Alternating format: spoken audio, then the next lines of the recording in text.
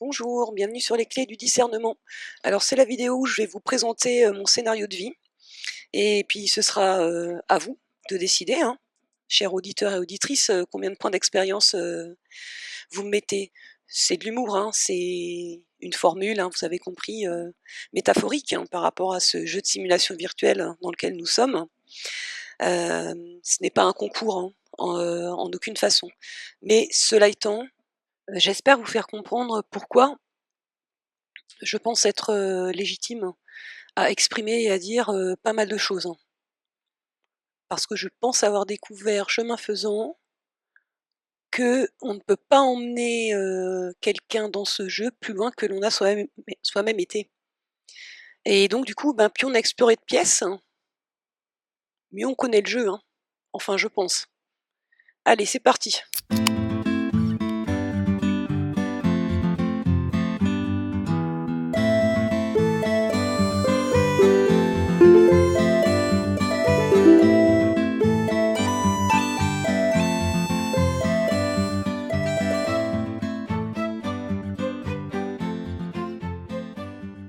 Je vais vous présenter, rapidement mon parcours de vie, parce que je m'aperçois que dans les milieux de la recherche de vérité, souvent, les personnes qui prétendent, vous apprendre des choses, finalement sont assez succincts, sur ce point où ils vous disent pas tout. Bon, alors, concernant, la petite enfance, j'ai des souvenirs qui remontent, à l'âge de 3 ans. J'ai fini par, me rendre compte que c'était, déjà quelque chose d'assez rare. J'ai été, dans une école Steiner, au jardin d'enfants, une année. J'étais très jeune, je devais avoir, je crois, oui, effectivement, 3 à 4 ans. C'est sont des fabuleux souvenirs, qui sont toujours présents, en moi. Bon, j'ai été, ce qu'on appelle aujourd'hui une enfant précoce, et que le New Age s'approprie, sous le terme enfant indigo, arc-en-ciel, diamant, que sais-je encore. Du coup, la mauvaise idée, c'est qu'à l'époque, pour ces enfants-là, on les faisait sauter, des classes. Bon, bah, c'est une mauvaise idée. Globalement, le souvenir, moi, que j'ai de mon enfance, c'est que quand même vraiment je comprenais pas du tout ce que je foutais ici. Les adultes me paraissaient, ma foi, bien immatures, pas très conscients, et quant à mes relations avec, les autres enfants, hem, j'étais dans une posture, d'observation. J'interagissais avec enthousiasme, hein, parce que c'était ma nature, j'étais enthousiaste, exploratrice, et j'avais beaucoup de mal à comprendre, la méchanceté, hem, qui et la cruauté, hein, qui avait cours, hein, quand même, dans les cours de récréation, et cetera. À l'adolescence, ça c'est vachement plus compliqué. Donc bon, l'œuvre de destruction, hein, de la société sur des personnes telles que moi avait fait bien son œuvre, hein, déjà, et d'enthousiaste, j'étais, plutôt en mode gothique, nihiliste, hein.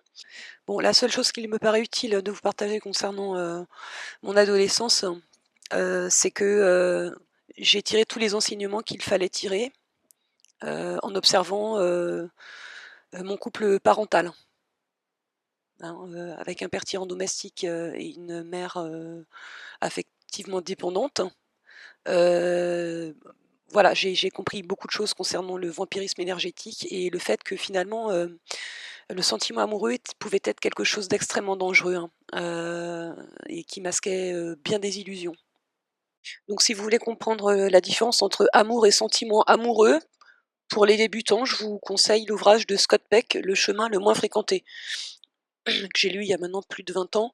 Heu, peut-être que si je le relisais, je le relirais différemment, mais bon, je pense que c'est toujours, juste, hein. Bon, tout ça pour, vous dire que, je suis une personne, hein, qui apprend immédiatement. Dans et je fais pas qu'apprendre, hein, non seulement de mes propres erreurs, mais de celles que j'observe des autres, c'est que je mets en application tout de suite, hein. Alors j'ai eu le loisir de constater que, c'est là que c'est là que le bât blesse, hein, chez les autres, c'est qu'ils peuvent, passer, leur vie à comprendre intellectuellement les choses, mais ils arrivent jamais à mettre en application, à modifier leur comportement, quoi. Bon, du point de vue, professionnel, hein, alors, Je suis titulaire d'une maîtrise de physique fondamentale, d'un DEA en sciences de la Terre. J'ai un niveau doctoral en sciences dures, un niveau master 1 en psychologie du travail. J'ai exercé pendant 12 ans dans les métiers de l'informatique. Et je me suis formée aux danses du féminin sacré, aux arts martiaux, plus tout mon cursus dans le New Age, hein, qui commence par une attaque nocturne et qui se clôture donc avec le chapitre flamme jumelle. Côté vie amoureuse, eh bien, j'ai rompu de mon propre chef 31 relations. La dernière étant donc cette histoire de flamme jumelle. Pour quelqu'une qui n'a jamais considéré le couple comme une figure imposée, un sésame vers le bonheur et l'épanouissement, ça fait beaucoup, hein. Donc vous vous doutez bien que je n'ai jamais fait de speed dating, heu, ni inscrite sur aucun site de rencontre, hein. D'où, à mon avis d'ailleurs le scénario d'attaque flamme jumelle, quoi. Hein, s'ils peuvent pas vous projeter par les besoins programmés pour le gros du troupeau de moutons, eh bien ils vont vous projeter par vos aspirations les plus élevées, la spiritualité, votre volonté de bien faire, d'aider les autres. Bon, donc vous voyez que ça fait quand même beaucoup de vie en une seule. Et c'est dans la prochaine vidéo sur le vampirisme énergétique, contrôle mental, hein, et la conversation genrée que je vous expliquerai ce que ça m'a appris, ces 31 relations. Aujourd'hui, je suis dans les arts énergétiques chinois, aux minima sociaux, dans un logement indécent qui est en train de passer quand même limite insalubre état de péril. Bon, alors maintenant, pour bien comprendre comment on en arrive à une telle situation, hein, je veux dire d'un point de vue uniquement matériel, il va falloir enchevêtrer tout ce parcours avec d'autres événements. Bon, bien que j'étais plutôt tempérament artiste et créatif, la constellation familiale des Argentins dans laquelle j'étais m'a poussée à choisir de faire des études de sciences. Parce que j'avais bien compris que ça allait être compliqué de manger avec les arts et qu'il allait falloir quand même que j'échappe à cette constellation familiale assez rapidement, mais sans tout sacrifier. Donc mes efforts payaient jusque donc au DEA, à la fin duquel mon père est brutalement décédé. Et alors là, le scénario de vie, il a complètement changé. Bon, j'avais déjà essayé de me reconvertir, hein, au sein de mon cursus initial, parce que physique fondamentale et sciences de la Terre, c'est peu commun, hein. Mais ça procédait d'une volonté pour moi déjà de ne pas passer ma vie dans un laboratoire souterrain. Je préférais les sciences de la Terre, hein.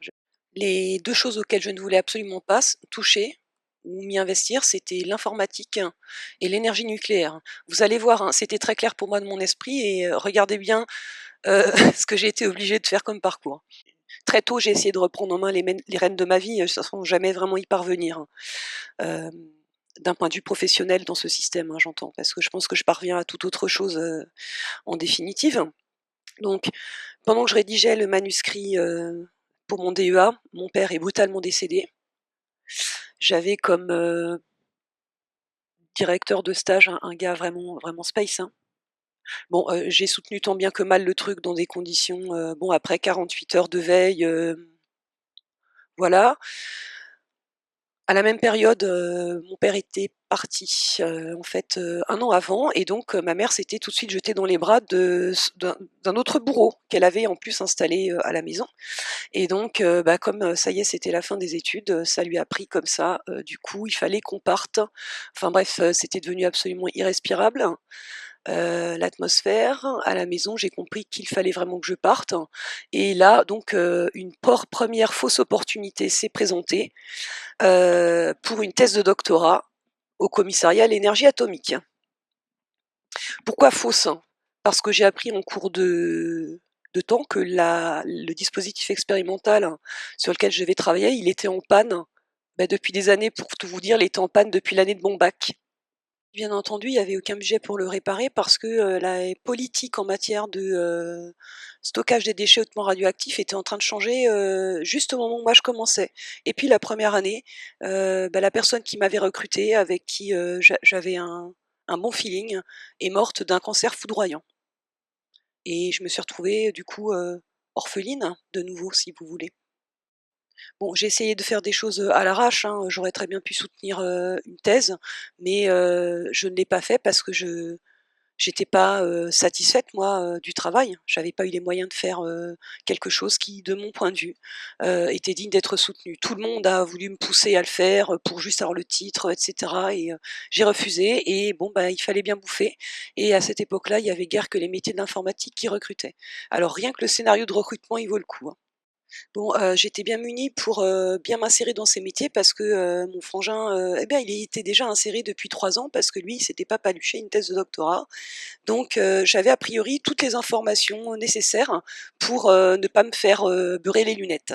Sauf qu'il y a une transition très rapide hein, qui s'est produite à la fin des années 90. Donc, je suis arrivée, trop tard et au moment où moi j'ai cherché un boulot, l'informatique ne recrutait, des universitaires, hein, que pour, faire, les technologies, les vieilles technologies dont, les ingé informaticiens, ne voulaient pas. Donc ce j'entendais, c'était déjà difficile, hein, beaucoup plus difficile que pour, des universitaires qui étaient rentrés dans les métiers quelques années avant. Mais je m'égare. Donc, j'en avais plein les pattes, hein, à ce salon de recrutement quand je décide de faire une pause, un café et de faire quelque chose que normalement je ne fais jamais. J'étais très timide à l'époque, j'étais tellement fatiguée, j'ai demandé une place à une table qui était déjà occupée et je me suis en plus insérée dans la conversation, un de mes trucs, je me suis étonnée moi-même ce jour-là et là, je découvre, on avait, avec la nana, une connaissance en commun, une personne, qui avait fait son DEA, avec moi et elle, elle l'avait eu en cours en maîtrise, hein. Donc on commence à se refiler les tuyaux de recrutement et elle me dit: «Ah, il faut absolument que tu ailles, poser ton CV dans telle boîte» et donc là, tout ceci m'a permis d'être, recrutée, à un salaire inférieur, hein, de celui du marché, sur un mensonge. On me disait que j'allais faire des nouvelles technologies et en fait, je me suis retrouvée sur du gros système. J'avais en prime une clause dédit formation, donc je ne pouvais pas partir pendant les 2 premières années, à moins de devoir 50 000 balles à l'entreprise et j'ai encore essayé d'échapper, à cette histoire de gros système, en saisissant une autre opportunité. Mais je me suis retrouvée, dans une petite équipe pathogène, c'est ce qu'on appelle un environnement de travail pathogène, hem, dans laquelle, pendant ces 2 premières années, j'ai eu harcèlement sexuel suivi de harcèlement moral par, mise au placard de mon employeur, qui attendait en fait que le problème disparaisse. J'ai été mise au placard parce que j'ai dénoncé, la situation de harcèlement, sexuel. Donc la solution, ça a été de me foutre au placard. J'ai beaucoup pensé au film Brasil, faut dire que le décor était quand même très ressemblant. Bon bah, l'autre, celui qui m'avait harcelé, il a été envoyé en clientèle. Il y a eu aucun impact sur sa carrière, hein, voire même peut-être je pense qu'il en a tiré des bénéfices. Alors bon, pendant 9 mois de placard quand même, je me suis dit que ça allait pas vraiment pouvoir continuer très longtemps comme ça et fallait vraiment que j'envisage une reconversion professionnelle. J'ai donc repris les études, hein, en plus, de mon boulot, pour, tenter d'avoir, un diplôme de, psychologue du travail, hein. Alors pourquoi? Parce qu'il y avait déjà plein de trucs, hein. J'étais déjà happée dans le New Age, hein, en train d'essayer de me guérir et de comprendre pourquoi tout merdait comme ça depuis que mon père était mort. Hem et j'aurais été bien plus intéressée pour me former en gestalt thérapie ou dans tout un tas de disciplines de guérison. Seulement, bon, ce sont des formations qui coûtent, plus de 3 000 € par an et bah, j'en avais pas les moyens. Par contre, le CNAM, j'avais les moyens et donc j'y ai passé 5 ans avec un agenda. Je vous laisse imaginer le genre d'agenda que j'avais, surtout que, je faisais aussi de la danse à ce moment-là pour toujours tenter de me guérir. Bon, quand j'ai entrepris mon truc au CNAM, je savais que c'était, une vaste entreprise, hein. La plupart des gens, n'arrivent jamais au bout, hein. Un diplôme de psychologue, c'est 5 ans, plus un travail, de cadre, dans l'informatique, en étant seule. Bon, mais c'est pas grave, je pouvais le faire. Donc un diplôme de psychologue bac+5, c'est master 2. La dernière année consiste principalement à rédiger un mémoire, il n'y a plus de cours. Je suis allée jusqu'au niveau, master 1. C'est-à-dire que moi, j'avais fait le plus dur, hein, c'est-à-dire de tenir avec, cet agenda de taré avec, 3 cours du soir, par semaine, et le week-end. Alors pendant les cours, ben, des fois je me suis un peu ennuyée, hein, parce que pour moi ça consistait surtout à faire rentrer dans une école de pensée ou une structure théorique, ben, toute la connaissance que j'avais déjà acquise, de par mes propres situations de travail. Alors tout se passait à peu près bien jusqu'à évidemment, presque la fin où déjà, au niveau de la dernière année d'inscription, alors que j'étais quasi majeure de promo, heu et ben, le jour des inscriptions, j'étais la seule personne qui manquait sur les listes. On m'avait oubliée. Alors que, les profs, c'est pas qu'ils se battaient, mais ils auraient bien voulu m'avoir selon leur orientation et cetera, mais moi on m'avait oubliée. Alors c'est toujours très drôle ce genre de scène dont, bon j'ai fini par être, coutumière parce qu'en plus physiquement on va dire je suis pas quelqu'un qu'on oublie facilement. Et donc il y avait, tous mes collègues là, on était là à regarder les inscriptions. Alors tu es dans tel groupe?» Puis tout le monde regarde, puis, moi j'ai tout de suite vu que j'étais pas là et j'ai attendu que les autres s'en rendent compte et me disent: «Bah, pourquoi tu es pas sur les listes?» Bah, il y avait déjà eu un petit genre de scénario identique, pour mon inscription, en licence, je me souviens. Bon là, je suis allée voir la secrétaire et ça a été réglé assez vite, hein. Mais alors, il s'agissait de faire, la première intervention de terrain en psychologie du travail. Alors moi, comme je travaillais à temps plein, il a déjà fallu que je prenne des mandats syndicaux pour réussir à avoir une marge de manœuvre, au niveau de mon agenda et je vous laisse imaginer le genre de personne qui m'a choisie pour binôme. Bon, il y avait, au rendez-vous attaque vaudou, médisance, tout ce qu'on peut imaginer. Ouais, c'est moi qui faisais la plupart du boulot, hein, en plus, hein. Donc bon, jalousie, bon, on a échoué toutes les 2, hein. Et au même moment, mon employeur m'a changé de poste, hein, si bien que je ne même si j'avais voulu rejouer une nouvelle partie à ce jeu, j'aurais pas pu parce qu'il m'aurait fallu avoir le don d'ubiquité.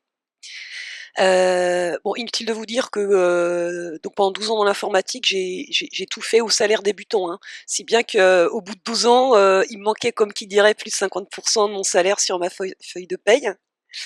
Heu, donc bien évidemment, tout ça s'est fini avec un épuisement professionnel. Alors comment s'est passé l'épuisement professionnel? Au début, le médecin conseil de la sécu, elle était super cool dans l'écoute, et cetera. Au deuxième rendez-vous, voyant que mon médecin traitant ne m'avait pas prescrit d'antidépresseurs, elle a été très menaçante, hein, et elle essayait de me pousser en fait à démissionner. Bon, mon médecin traitant, a fait ce qu'il fallait, mais comme à l'accoutumée, comme toutes les personnes que j'ai croisées supposément, là pour m'aider, finissent toujours par me tirer une balle dans le pied, et bien là, ça n'a pas raté. Quand les 6 mois, d'arrêt maladie sont arrivés et qu'elle devait normalement faire un protocole avec la sécu pour me basculer en ALD, elle a oublié. Elle a eu un oubli et du coup, eh bien, la sécurité sociale m'a coupé les indemnités journalières et là, heureusement que j'étais dans une grosse boîte avec un bon organisme de prévoyance qui a compensé pendant plusieurs mois les indemnités journalières de la sécurité sociale, sans quoi je me serais retrouvée à la porte. Ça arrive à des gens ça, hein. Bon alors, j'ai quand même fini par, réussir à obliger, l'employeur à négocier puisque le lapin du Racel hyper rentable, il était cassé. Sauf que même pour la négociation, ils me l'ont fait à l'envers et ça m'a pourri la vie pendant 3 années après, avec les impôts. Ai-je besoin de vous préciser que l'attaque flamme jumelle a eu lieu pendant que j'étais en arrêt maladie longue durée? Hein, non, ça je pense que vous l'avez compris. Quel est le but, hein, de tout cela? Ça s'appelle du harcèlement. Je mets en description, hein, le lien sur un article de Michael Topper, mais Paul Ponceau en parle aussi, hein, lui il appelle ça je pense le gang stalking, même si pour moi c'est pas le même phénomène ce que j'ai vécu, hein. Moi c'est plus des flux interférentiels qui viennent en fait de tous les côtés, c'est pour ça qu'on met tant de temps à identifier que ça participe peut-être d'une même opération qui s'appelle personne ciblée. Tout en se gardant bien de développer trop d'attachement et d'ego sur cette composante de votre vie, ou de prendre conscience que vous êtes une personne ciblée. Parce que le but du jeu, c'est quand même de vous en débarrasser, hein, de cette identité. Donc on va pas faire une association de personnes ciblées, et aller, militer, je ne sais où, pour, réclamer des droits, hein. Vous avez bien compris, hein? Hein, plus on aura de récits, de scénarios, plus on sera en mesure, et ben, de repérer, les grandes lignes de code, y compris, les reloads.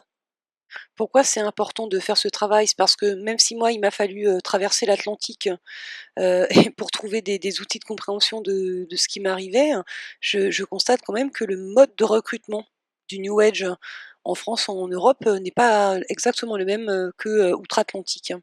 Hein, parce que bon, ben, forcément, hein, la matrice elle est maligne, hein, c'est un sous-programme, hein, puis vous savez, il y a des customisations. Donc c'est quand même, important, intéressant, hein, qu'on se réveille un petit peu en France, hein. Bon, moi, ce qui m'a permis de me réveiller, vous avez compris, c'est, d'interroger, hein, l'efficacité de l'outil, et des concepts New Age, hein. Parce qu'au bout d'un moment, j'avais bien perçu que j'étais comme qui dirait dans une sorte de loi de conscience inversée, ou ce qu'ils appellent la loi d'attraction, hein, qui est une perversion de la loi de conscience inversée, hein. Plus j'avais conscience de choses, plus mon scénario de vie empirait de manière croissante. Si tant que je restais en tout cas entre leurs griffes. Bon alors OK, j'ai, le chemin de vie numéro 22, peut-être, hein, mais on est dans un univers limité, hein, et si fort, si courageux, résistant, soit-on, dans la durée, on finit par s'épuiser, hein, par vampirisme énergétique, hein. Donc faudrait pas trop construire d'ego sur le maître nombre numéro 22, hein, parce que, vous avez compris que la numérologie, c'est la cabale, c'est, un des codes en fait, du jeu, démiurgique. Mais bon, je pense que j'ai peut-être négocié un truc du genre pour tenter de me souvenir de quelque chose. Tous ces outils-là de développement personnel, machin là, qui s'appuient de toute façon toujours, sur la cabale et la numérologie, hein, peuvent, je pense quand même, vous être utiles, hein, pour, commencer à comprendre peut-être le genre d'accord d'entrée démiurgique que vous avez négocié. Vous avez bien compris, hein, c'est pas pour, construire un ego, et se dire, «Ah ouais, moi, j'ai tel truc, machin, bidule». Non, c'est découvrir ce que justement vous devez résilier comme contrat. C'est à ça qu'ils doivent servir les outils. Hein, donc il faut vraiment renoncer à tout ce qui est, ego spirituel, mythe du héros, salvationniste, rédemptionniste, et tous ces trucs-là, hein. Bon, moi, j'avais renoncé, tout de suite, hein. Ça, je l'avais compris, bah, très tôt, hein, sans quoi, j'aurais pas entrepris mes thérapies de guérison, aussi jeune, hein. Parce que, j'avais bien compris, hein, qu'on peut pas, prétendre, aider quelqu'un ou aider quelqu'un si soi-même déjà on va pas bien, hein. Par contre, le truc où j'ai mis longtemps à renoncer, c'est la question de la mission de vie, quoi. Il a fallu que je flirte avec, la mort, hein, mais bon, des morts symboliques, je les compte même plus, hein, pour, comprendre que cette question de la mission, eh bien, il y a que moi qui pouvais me la prescrire, hein. Il fallait pas que j'attende après qui que ce soit d'extérieur pour me la donner, hein, et me faire une fiche de poste, quoi. Donc c'est un chemin de vie de très grandes et de très nombreuses souffrances. Bon, une fois que ça s'est posé, souffrance égale conscience.